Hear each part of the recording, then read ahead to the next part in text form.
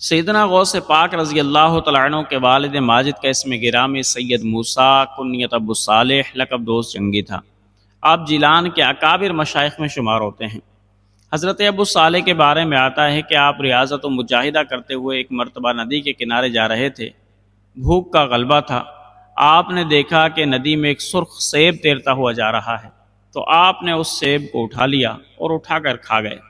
کھانے کے بعد جب جسم میں کچھ طاقت آئی تو ضمیر نے ملامت کی کہ ابو صالح مالک کی اجازت کے بغیر سیب کھا لیا، قیامت کے روز اللہ رب الجلال کی بارگاہ میں کیا منہ دکھاؤ گے؟ بس یہ سوچ آنی تھی کہ آپ نے فوراً اللہ رب الجلال کی بارگاہ میں توبہ کی اور عرض کرنے لگے کہ اے بار الہ، اب میں اس سیب کے مالک کو تلاش کرتا ہوں اور اس سے معافی مانگتا ہوں۔ حضرت ابو صالح نے یہ کہا اور جس طرف سے سیب آیا تھا اس طرف چل پڑے۔ آپ چلتے چلتے ایک جگہ پر پہنچے کہ جہاں پر ایک باغ تھا، وہ اس باغ کے کئی درخت ندی کے اندر گر رہے تھے، تو آپ سمجھ گئے کہ ہو نہ ہو انہی درختوں میں سے کوئی سیب ندی کے اندر ٹوٹ کر گرا ہے۔ آپ باغ کے اندر داخل ہوئے۔ آپ نے دیکھا کہ ایک وجیح شخص باغ میں درختوں کو پانی دے رہا ہے۔ آپ نے دعا سلام کی، نام پوچھا تو بتایا گیا کہ عبداللہ سمعی۔ تو حضرت ابو صالح نے کہا کہ میرا نام ابو صالح ہے اور میں آپ کے پاس ایک گزارش لے کر آیا ہوں، اگر قبول کر لیں اور اگر معاف کر دیں۔ تو حضرت عبداللہ سمعی نے کہا کہ کہو کیا کہنا چاہتے ہو؟ تو حضرت ابو صالح نے عرض کی کہ حضور، میں نے آپ کے باغ کا ایک سیب کھا لیا ہے، میں آپ سے معافی طلب کرنے کے لیے آیا ہوں۔ حضرت عبداللہ سمعی نے پوچھا کہ کیسے کھایا؟ تو سارا قصہ جب بتایا، عبداللہ سمعی سمجھ گئے کہ یہ تو کوئی بڑا ہی نیک نوجوان ہے، تقوی والا نوجوان ہے۔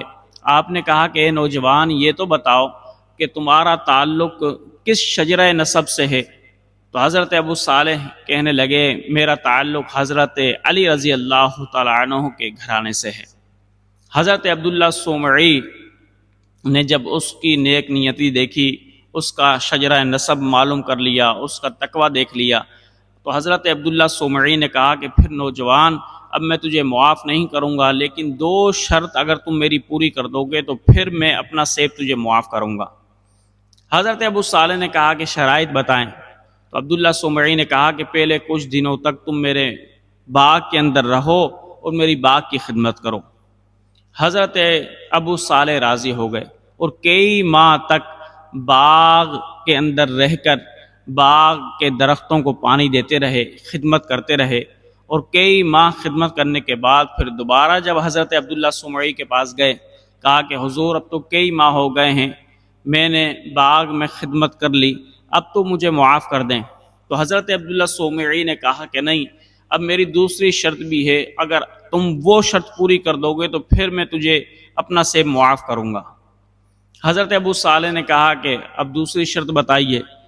عبداللہ سمعی علیہ الرحمٰن نے فرمایا کہ میری ایک بیٹی ہے کہ جو آنکھوں سے اندھی ہے، کانوں سے بہری ہے، زبان سے گونگی ہے، پیروں سے معذور ہے، اس سے تم شادی کر لو تو پھر میں تجھے معاف کروں گا۔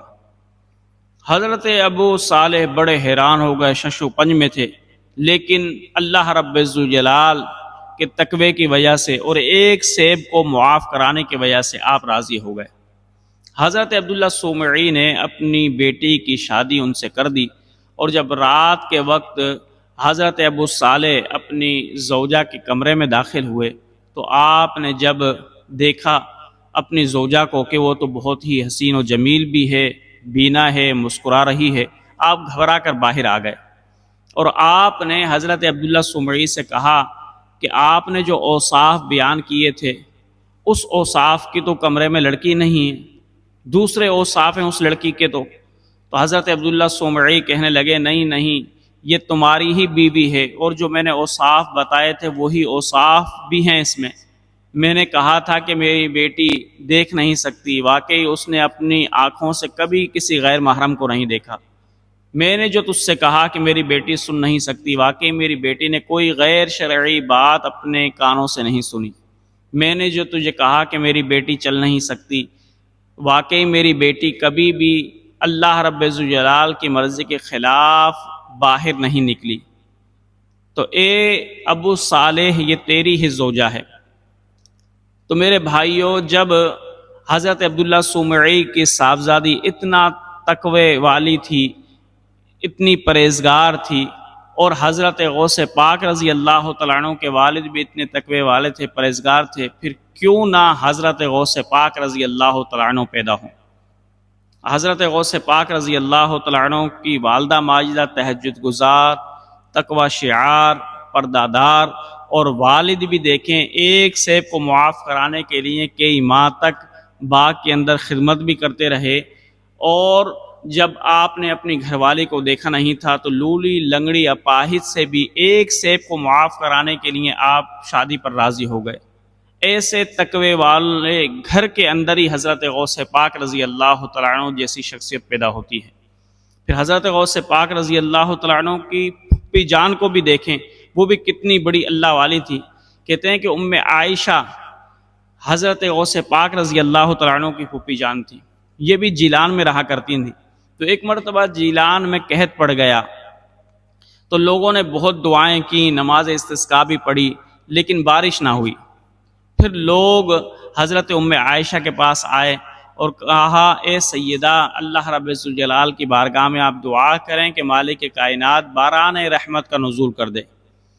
حضرت ام عائشہ نے کیا کیا، اپنے گھر کے صحن میں جھاڑو دی، اور جھاڑو دینے کے بعد کہا کہ اے مالک المولا، میں نے مٹی کو صاف کر دیا ہے، اب تو بارش برسا تاکہ یہ مٹی بیٹھ جائے۔